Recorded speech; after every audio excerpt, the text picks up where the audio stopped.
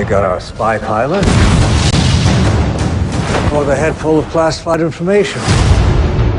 The Russians want their man back before he cracks. We want you to negotiate the swap.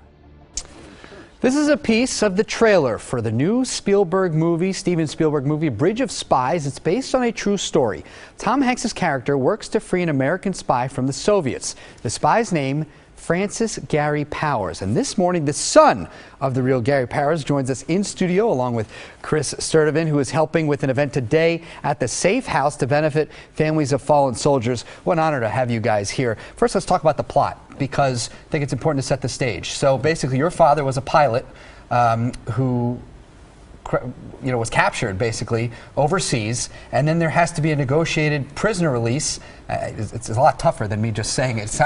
but it really is a story of suspense. It's a story of remarkable negotiations. Tell us why it's an important story for Americans to hear now. Well, this event happened May 1st of 1960 when my father was shot down over the former Soviet Union.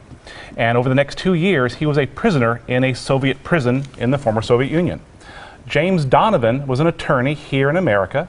A couple of years prior to my dad's being shot down, he was representing Rudolph Abel, a Soviet spy captured in America in the late 50s. And so through Donovan's negotiation skills, he was able to release my father in exchange for Rudolph Abel and another prisoner in East Germany, a student who had been captured there. So this is a really good way for people today to learn about Cold War history. And the Cold War is such a, obviously, monumental moment in our history. Chris, today, we're having these events here at the Safe House, which is kind of a great spy restaurant. What do you think people, and especially young people, can learn from this? Well, they can learn that history follows us. History follows us. People today can hop on the freeway and thank the Cold War for that. People can use GPS with the Cold War. People can use the internet because of the Cold War. So you have all these things that young people maybe take for granted today that don't understand where that came from. Right. Gary, so what will you be doing here in Milwaukee today? Tell us about your, I don't know, docket, if you will. What's the spy term for what you're doing today? Well, sure. I'm undercover, I guess, but really a covert action.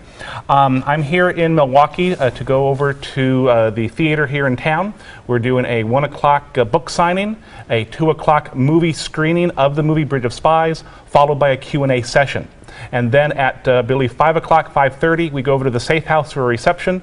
These events are open to the public, and more information can be found at the Safe House has a link, and we have a link on the coldwar.org site. Okay, and of course we'll have all that stuff on our website. Again, just thank you so much for being here. And what a fantastic movie, folks. You got to go see it. Tickets still available to both events today with Gary Werner Jaretsko as well. He's another member of this story. We have a link to register on our website, tmj4.com/links.